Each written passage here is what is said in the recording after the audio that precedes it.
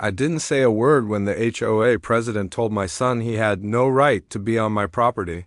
She stood there at the foot of my driveway, flanked by two board members, arms crossed like she was defending a military base instead of a cul-de-sac. In the suburbs, I let her finish her little speech about community guidelines and enforcement authority before I stepped aside and let my son walk past me. He was in full service uniform. He didn't look at her. He just placed a sealed folder on her clipboard, said, "This is a federal military order," and kept walking up to the house. The president's lips pressed together so tightly I thought they might disappear. Her lawyer, who tagged along just in case, took one glance at the letterhead and actually stepped back. I didn't have to say a word. It's funny. None of this would have happened if they'd just left us alone. I wasn't the type to stir up trouble. I bought this house 3 years ago, a modest one-story on a quiet corner lot. The kind of place you could leave the blinds open without feeling like half the neighborhood was watching. I'd retired early from my job at the county utilities department, and my plan was simple: fix up the place at my own pace, tend a garden, maybe invite my son over when he had leave. He's been stationed all over Europe, the Middle East, and we don't get much time together. When he does visit, we make it count. We grill. We talk late into the night. Sometimes he falls asleep on the back porch swing. Peaceful, uneventful. Or at least it was, until the HOA decided my family was disruptive. The first sign something was off came in the form of a letter, not a polite welcome to the neighborhood, but a typed notice in all caps taped to my front door. It said I was in violation of Section 4, Paragraph 2, prolonged visitation by non-residents without prior HOA approval. I had to read that twice. Apparently my son's car, parked in my driveway for 4 days while he was on leave, constituted prolonged visitation. It was laughable, or it would have been if it didn't come with a threat of $50 a day fines. I called the number on the letter. The HOA president herself picked up, and the conversation was, well, short.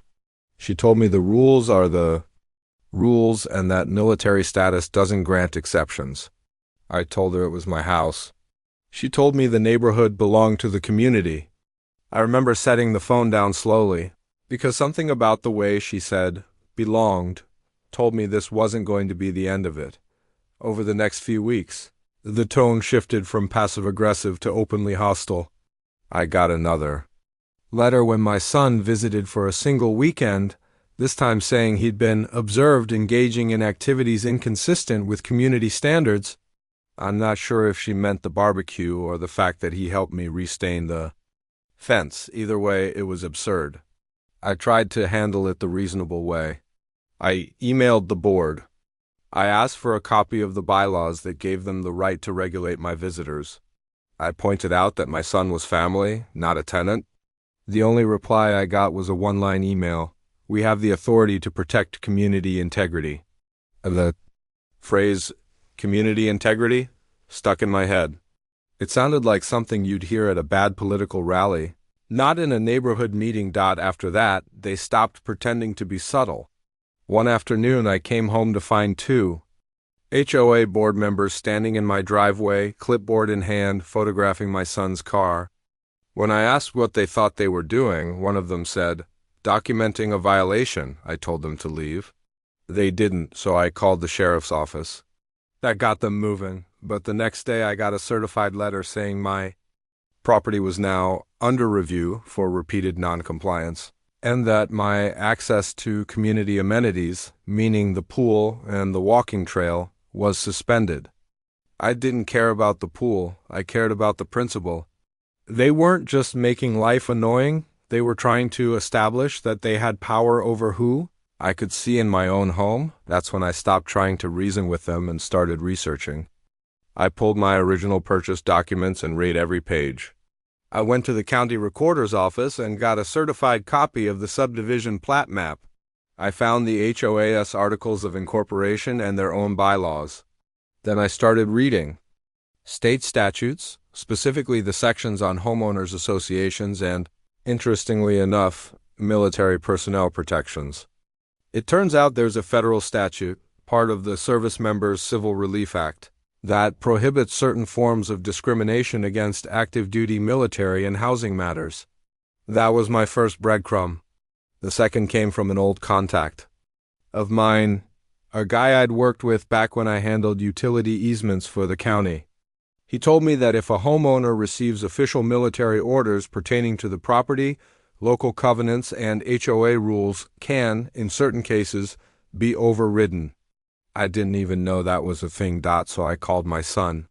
I explained the situation, sent him scans of the notices, and asked if there was any legitimate reason he might need to be at my place for an extended period.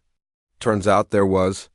His current assignment involved a logistics project for the state's National Guard, and my property being near a key supply route could serve as a designated staging point if needed. Within a week, he had an official document on Department of Defense letterhead authorizing his presence for the duration of the project, citing operational necessity. It was dry, bureaucratic, and absolutely ironclad. And the best part? By law, anyone interfering with it could be subject to federal penalties. I didn't rush over to the HOA with it. I waited. I let them send me one more letter, this time demanding that my son leave the property within 48 hours or further enforcement action will be taken. That was the invitation I needed. I emailed the president and said I'd be happy to discuss the matter at the next board meeting. She agreed, probably thinking I was coming to apologize. When the day came, I didn't go alone. My son arrived. 10 minutes before the meeting, in full uniform, carrying the sealed folder, we walked in together. The board was already seated, their Leah at the far end of the table. The president launched right into her speech about repeated violations and failure to comply with community standards. I didn't interrupt. When she finally said, "Do you have anything to say for yourself?" I nodded to my son. He stepped forward, placed the folder on the table, and slid it toward her. "This," he said, "is a federal military order regarding my presence on this property. You'll find it supersedes any local covenants or HOA regulations." Silence. The president didn't touch it, the lawyer did.